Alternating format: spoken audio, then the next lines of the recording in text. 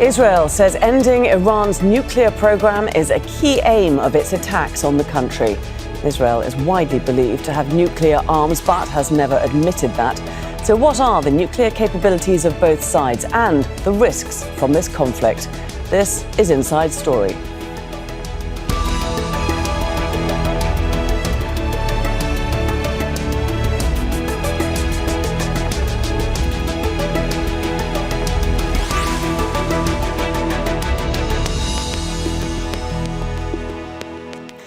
Hello there and welcome to the programme. I'm Laura Kyle. Atomic weapons have only ever been used twice, by the US on Japanese cities 80 years ago. Now there are fears that they could be used again. The current hostilities that began with Israel's attacks on Iran last Friday have brought international alarm over the possible nuclear risks. Tehran says its nuclear program is purely for civilian purposes. Israel claims its goal is to stop Iran developing nuclear arms.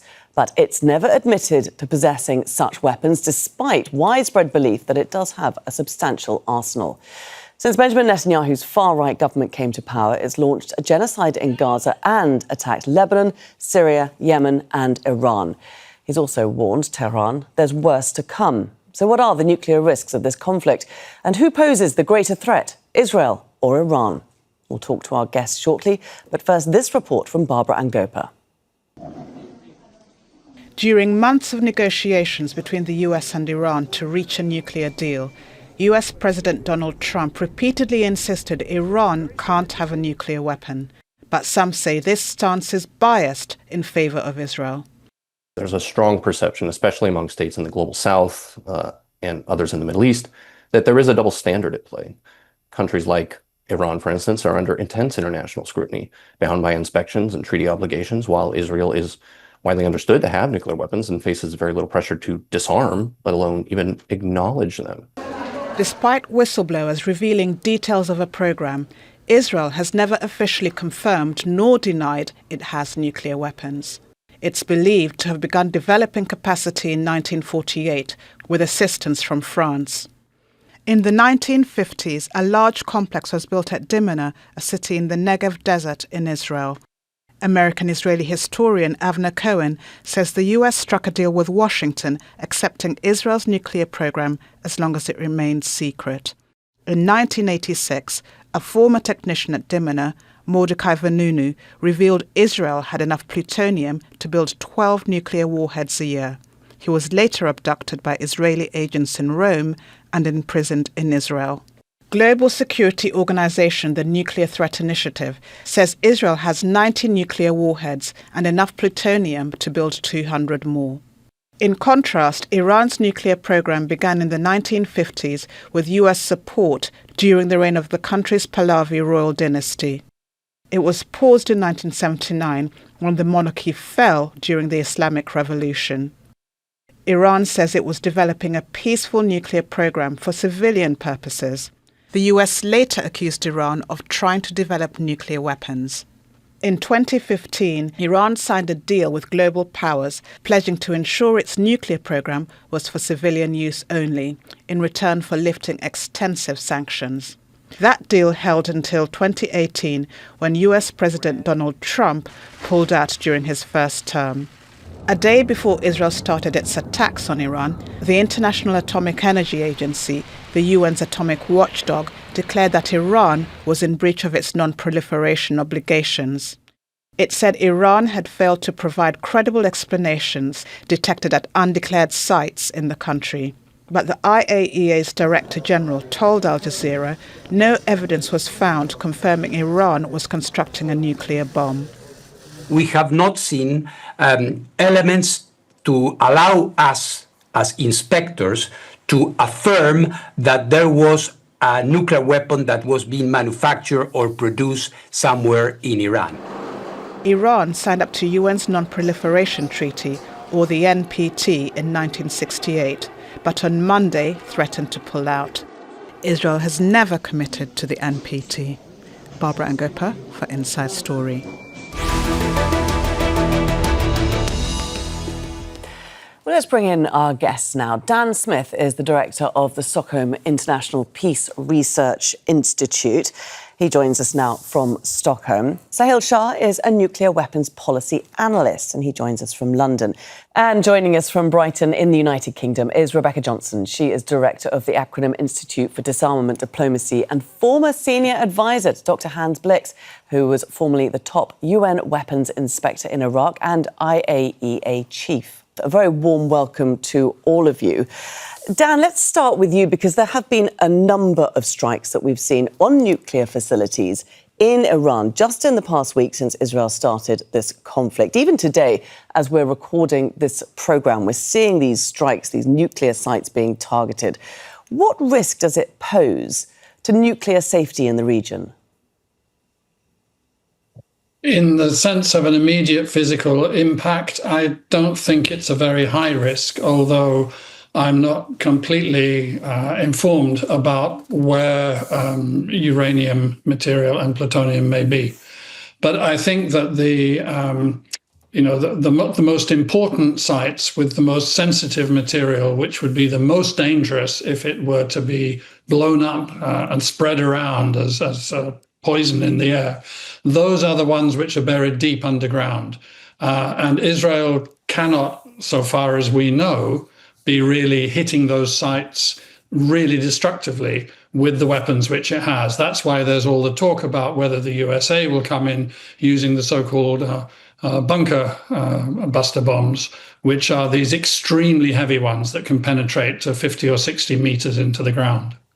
Sahil, if we dwell on that for a moment, can those bunker-busting bombs that have been talked about a lot, that the US has, can they decisively destroy the Fordo nuclear program? Or do you think that that is believed, those tunnels at that site are believed to be so deep underground that even the US would not be able to get to it?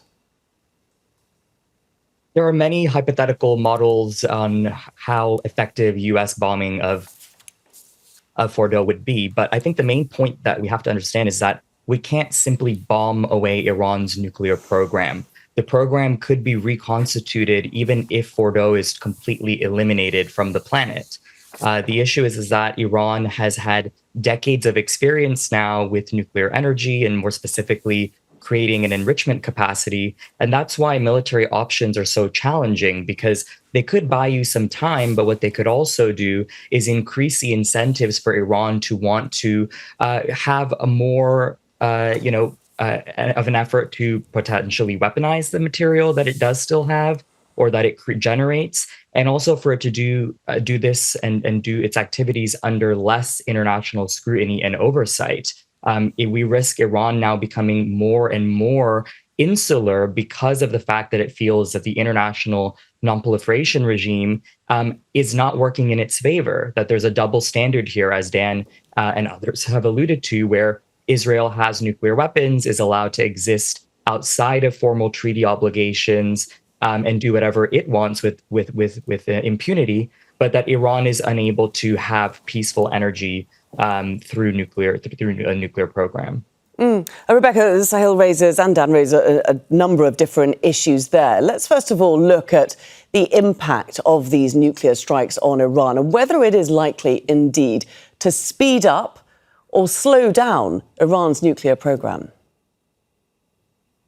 Well, I share many of the concerns that Sahil has mentioned, and in fact have visited myself the Isfahan uranium conversion plant back in 2006 when we were working with Iranian civil society and academics to try to resolve some of the concerns right back then of Iran's, at that time, sort of ambiguous nuclear program, but that we really could see was heading towards developing at least the capabilities that could have been weaponized at some time in the future. And we wanted to keep them at a level of enrichment around 3-4%. Because that's what you need if you're going to be doing the fuel cycle for nuclear energy production. and we were really engaging with them then. But this is now, and it's a very, very worrying situation. It's also very dangerous.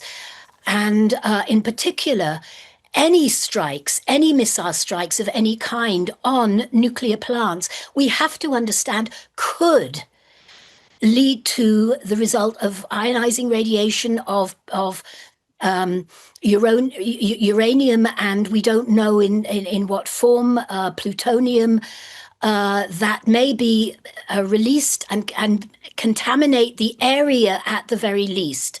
The area that a lot of people live in. When I went to Isfahan, I was struck by how close the Isfahan nuclear plant was to the beautiful Isfahan city with its bridges across the river, and where young people were walking at dusk, and we have to recognize how many people have already been killed by the strikes against Iran, supposedly for the nuclear plants, but also for assassinations, and also retaliations in Israel. And we cannot forget the bombing that has continued since the terrible attack of 7th of October, but has continued with thousands, tens of thousands of Palestinians living in Gaza. Okay, Dan, I just want to pick up on something that Rebecca was saying there about Iran's nuclear program. And Rebecca, extraordinary that you've actually been there and you've seen it with your own eyes. Dan, Rebecca was saying that Iran at that time was heading towards a capability, could have weaponized its nuclear material.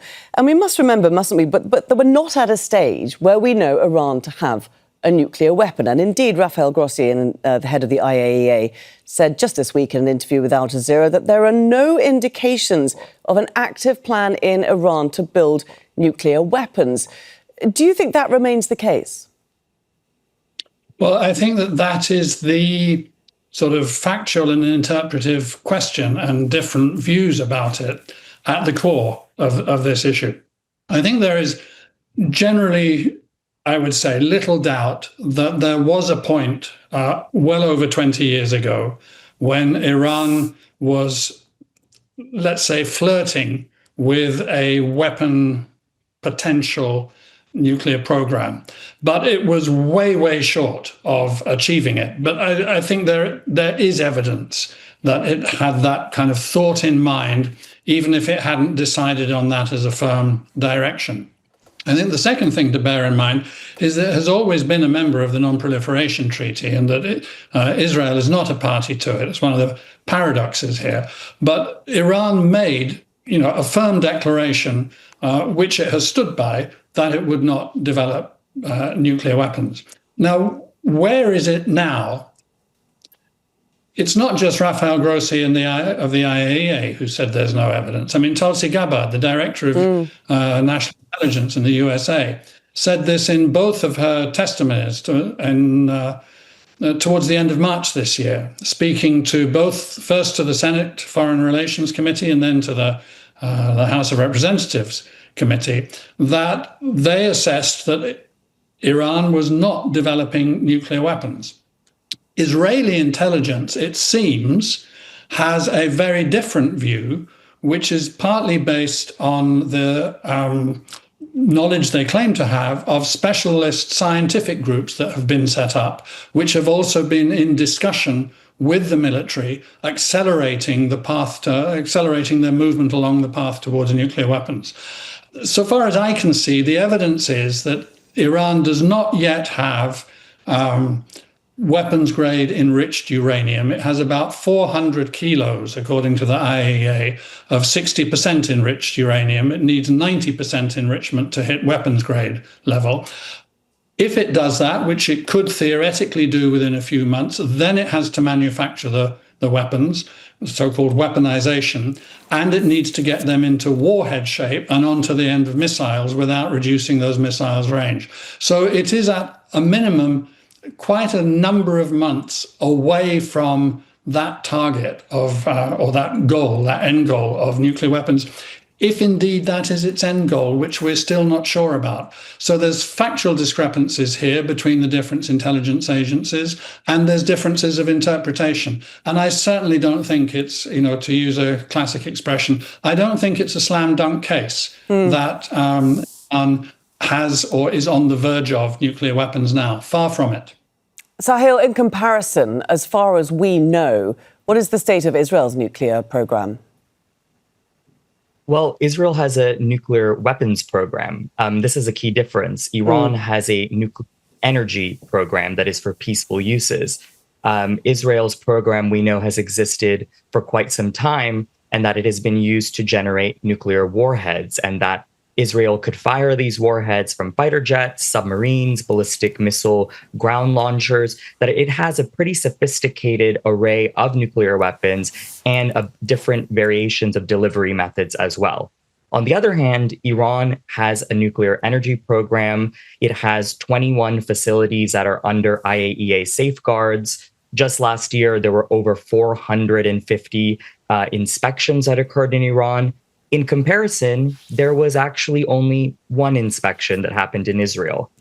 This is based off of the Director General's Safeguard Implementation Report that recently came out for the year of 2024, last year. So there's obviously a huge discrepancy here that Dan, Rebecca, and also the story that played before we began our discussion pointed towards, which is that, one country has been able to exist outside of the international non-proliferation regime and sort of do whatever it has wanted to do, whereas the other, Iran, has been subjected to quite extensive inspections and scrutiny, even in an era right now where we actually don't really have a deal like the JCPOA in place. When we had the Obama nuclear deal in place, those inspections were well over 1,000 a year. It was a much higher level of insight that we had into Iran's nuclear program. But even without the JCPOA, I've already said that there are hundreds of inspections that have occurred, and that even within the last few days, some of those inspections had occurred before the Israeli attacks on their facilities, which obviously makes it quite dangerous for IAEA inspectors to go in and take a look at things. So that's where I'd say the key kind of difference is. They have different histories, different levels of foreign assistance in terms of how they got to where they are. But one has been very clearly geared towards weaponization in the case of Israel. And one, like Dan said, in Iran's case, there was a little bit of flirtation with research and development over 20 years ago. But after that, it's been very clear that Iran has been generating nuclear energy, enriching uranium, for the ability to increase its energy production. Okay. Rebecca, what about what Iran is not telling the IAEA and not showing the inspectors? What else might be going on there? Yes, I have to say that I think to call it a little bit of flirtation with weaponization 20 years ago, I think is actually underplaying the real risks of it. From my understanding and analysis, but I have not been able to get back into Iran. And I know some of my scientist colleagues that used to be able to also are not able to get back. But clearly it is more than that. And I think that particularly the Fordow plant, which was deliberately constructed much deeper below ground than some of the other plants, including Natanz, which had been the uranium enrichment plant, and Isfahan, which was very much above ground to the extent that we saw it, at least. So we have to recognize that there is a problem there, and it is not just a problem. Iran has frequently said that it would like to emulate Japan. Well, most of us that know anything about the Japanese program know that it was constructed to provide nuclear energy, but also to provide all of the competencies, all of the technologies that, should the situation change, and I can remember a senior Japanese scientist basically saying to me that they could turn it into a weapon very, very quickly, matter of weeks or months.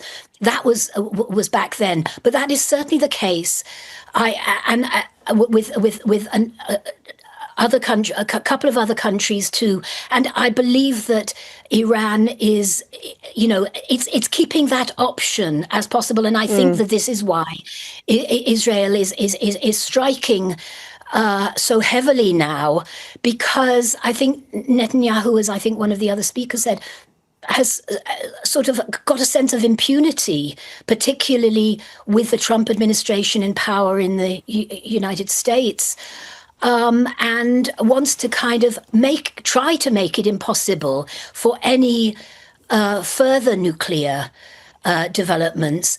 But that's exactly where the dangers also lie, very, very seriously. Absolutely. And we have to think of the humanitarian impacts of the bombings and the risks that are now being undertaken by the leadership in both Iran and Israel around nuclear threats. How dangerous is this sense of impunity that Rebecca talks about? I mean, what threat is there, perhaps, that Israel may indeed feel it is justified to use one of its nuclear weapons? Yeah, I'm sure. I mean, this is more a matter of opinion than having anything really serious to ground it on. Personally speaking, I would be really surprised and shocked if Israel were to use nuclear weapons in anything except what it regarded as the context of existential threat. And that's what I think it developed its nuclear weapons for. That, I think, is what it has had in its mind all along. And that's why it's been prepared to be pretty extreme. I mean, the secrecy, the complete breaking of international norms around nuclear proliferation. I mean, think about the sanctions pressure that was put on North Korea. I mean, Israel has been prepared to really just, buck the norm with that. And the treatment of Mordecai Vanunu, whom you mentioned in the course of the report, 18 years in prison for telling the truth. And 11 years of that 18 years was spent in solitary confinement. And when he was released, it was on probation on the condition that he did not talk to a journalist. And when he did, he was back in prison again for 6 months. So, I mean, they've been really, really serious about that program and about maintaining it. And I think my view of that is that it is for existential purposes, and it's only at the extreme that they would The trouble is, if I could just bring Sahil in here, because when we talk about words of like existential and extreme, we can apply those to the Israel that we know today. We have an extremist right-wing government in power, which has talked about Iran being an existential threat to Israel. Absolutely. Right now, we're hearing two main messages coming, especially out of the West. One, that Iran can never have nuclear weapons. We've heard President Trump repeat that over and over again, citing the existential threat that would provide Israel. And then the second is that Israel has the right to defend itself. But I think the key questions we have to ask are, what is the scope and duration for that right to defend itself? And what are the constraints on that right? Preemptive strikes, bombing nuclear facilities, targeted killings, perpetuating decades of occupation and apartheid. What about international law and the right of self-defense? Yes, you can defend yourself, but in what ways this is happening follows international law? I would say that it doesn't whatsoever. There was no imminent threat. There was no existential threat to Israel. And the fact that Iran had 60% highly enriched uranium was because that was in reaction to alleged Israeli sabotage attacks on Natanz in April of 2021. And it followed Donald Trump leaving the JCPOA, or Obama nuclear deal, in 2018, after which Iran continued abiding by the terms as certified by the IAEA for an entire year, during which the international community was unable to make up for the reimposition of American secondary sanctions. So we have to look at where Iran's program is today in the context of what has happened since 2018. And of course, Iran has wanted to increase its leverage by expanding its nuclear activities, increasing its stockpiles, installing more advanced centrifuges, because this is the only way that it can increase its leverage. But they did this to be well positioned in a negotiation. They were willing to negotiate away these stockpiles, get away from these advanced centrifuges, put them under lock and seal. But Netanyahu stepped in and blew up the US-Iran diplomacy that was ongoing. We now have a very, very slim chance this Friday, tomorrow, when the E3 and the EU are going to be meeting with Iran in Geneva. But I fear that we've actually gotten to a place where there is just simply no trust for a diplomatic solution anymore. I hope that I'm wrong. Rebecca, if I could just finish with you, because back in 2002, the IAEA searched for weapons of mass destruction in Iraq. It didn't find any. The Bush administration invaded anyway. Are you seeing any parallels to the situation then and now? I've got a lot of concerns about it. And just last month in May, I was at the UN at the Non-Proliferation Treaty meeting, and could see this absolute failure of leadership among the nuclear armed states in the in the UN Security Council. And we need to have those working together. But more than that, we need to recognize there is also the Treaty on the Prohibition of Nuclear Weapons. And this now has 94 signatories, has entered into force in 2021. It is holding, it is beginning to implement. It has 90-something signatories all working together with large take-up among countries from the global south in particular. And I'm reminded of a banner in Israel a while ago that said, "Don't bomb Iran, talk." What we need is to get them round the table. We can't do a new JCPOA and have it stick unless we've got the US, China, and Russia, as well as the EU3 working, and the IAEA, of course, working with Iran. And that's what we need to do. Otherwise, we will end up with the kind of humanitarian catastrophe that the use of a nuclear weapon, or even the release of radioactivity from a bombing attack on nuclear plants could result in.